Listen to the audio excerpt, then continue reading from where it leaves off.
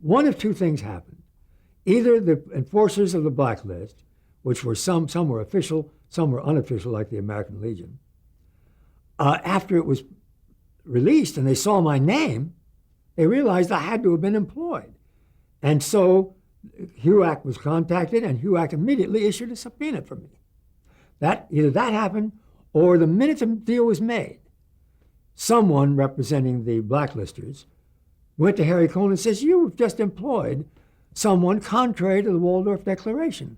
And I think Cohn said, "Look, stay quiet until he finishes the picture, then do whatever you want." It was one or the other, and I don't know which it was. And I probably never will know. Within a few weeks after I finished directing Hangman's Knot, I was subpoenaed. Someone came to the door, handed me the subpoena. As far as I know, I had no conversation with him. That was very unusual, by the way. Most people who appeared before HUAC asked to appear. I was blacklisted for a year and a half and never asked to appear. I didn't ask to appear because I was hoping I wouldn't be subpoenaed. I was hoping I could just sit and avoid the whole thing, because I was not about to take the Communist Party line, which was to take the Fifth Amendment. To get up and say, I refuse to answer on the grounds that it might tend to incriminate me. I was not going to say that. In the first place, it would be a lie, because I wasn't a member. And so it couldn't incriminate me. But their purpose, the whole purpose of HUAC, was punishment. I mean, that isn't my idea. A Supreme Court justice, black, said about this time a little before, said it, I think, in 1948 or 9. He says, the purpose of the House Committee on Un-American Activities is to punish former communists for having been communists. Or really to punish them if they're still communists, because then they remain blacklisted and all the rest of it. So by this time, I had discovered, because Larry Parks was a friend of mine, not a close friend, but we were friends. So when Larry testified, I paid tremendously close attention to his hearing before HUAC and saw that Larry was making a very good case that they had no right to ask him for these names because they already had them. If I had felt really any time in 1951 or 52, that HUAC didn't know who the members of the Communist Party were, we were at war at that time. We were in the midst of a war. We thought we were on the edge of World War III. Remember when the Chinese communists crossed the Vietnam border and drove MacArthur back? People in this country felt that World War III was around the corner. At that time, if I had thought that the FBI did not know who was in the Communist Party, I would have gone to the FBI and told them, because I would have had no excuse not to.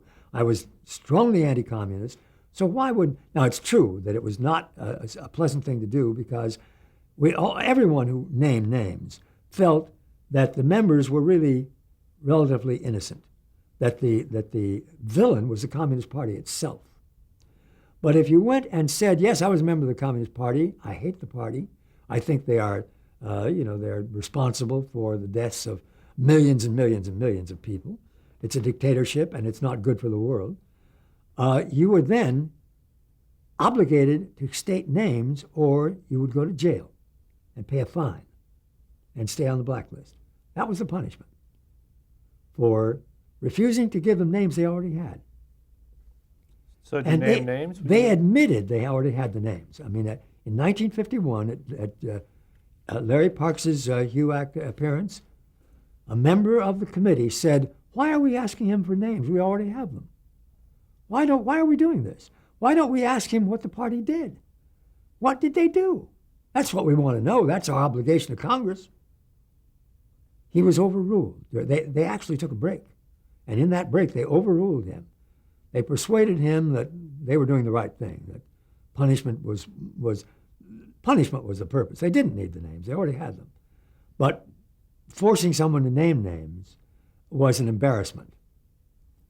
And I had decided that I would do two things. I would do something no one had done except Larry Parks.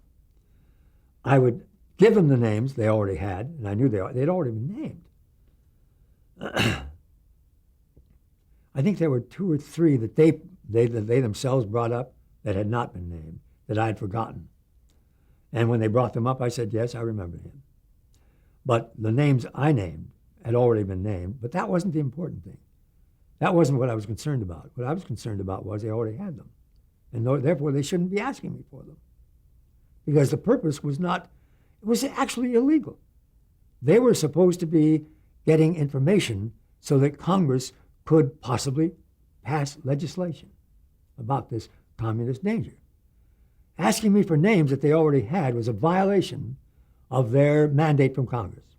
And so I felt that's what I felt was wrong. I felt it was wrong for me to cooperate with them. I didn't think it was wrong to give them names, although I would rather not have. But giving them names they already had didn't strike me as being a horrible deed. But cooperating with them, with this loose cannon committee that was violating its mandate from Congress and violating my rights, was really not the right thing to do. But I decided that I was going to cooperate with them, and I was also going to state that I felt what they were doing was wrong. So what did you do? You named the names and made that declaration? I named, I think, 12 names that they already had and confirmed other names that they themselves brought in because their records were better than mine. I mean, they had the names in front of them. They knew. What was their reaction to your testimony? Well, they asked for it, so they had no choice. I was afraid they would stop me. You know, pound the gavel and say you're making speeches, be quiet. But when I was all through, I had, given them a picture of my stay in the Communist Party, why I joined, why I got out, all the rest of it. Toward the end of the session, a man named Clyde Doyle, Congressman Clyde Doyle, said, Mr. Huggins, I would like to know if you have any criticisms to make of this committee. Because up to that time, I'd been looking for a way, because I'd memorized what I was going to say. And I'd been looking for a way in, and I hadn't found it. They hadn't given me an opening. And all of a sudden, Clyde Doyle is giving me this wonderful opening. So I said, thank you, sir, or something like that, and leaned forward and started to deliver this memorized criticism of HUAC.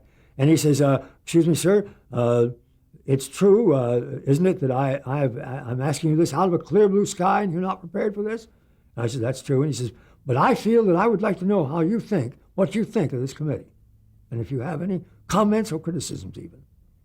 So once again, I started, and I spoke for, I guess, a full page or more in the HUAC report, and told them what they were doing was wrong, that it was contrary to democratic principles, that it was dangerous and wrong. That's the gist of what I said. And because I did it in response to a request from Clyde Doyle, the only one, in fact, Wood started to close the session. Are there any more questions? No. And then when he got to Jackson, Donald Jackson of California, Jackson didn't want to let it end that way. So he had a question for me, which was, well, don't you think that that these criticisms of the committee that are made by communists, don't you think that's unfair, words to that effect? He says, don't you think that these people should be exposed? Words to that effect. And I said, yes, I suppose so. And but then it was over. So there was one negative response, although Jackson ended up making some kind of self-serving speech. So what were the reactions to your testimony? Was your career impacted at all? None. The Hollywood Reporter came out the next day and said Roy Huggins was the most articulate witness, but they never mentioned that I criticized the committee. So were you still then on the blacklist, or were you removed? No, I was immediately off the blacklist. Harry Cohn, almost immediately. I don't remember how many days passed. But Harry Cohn offered me a contract as a director.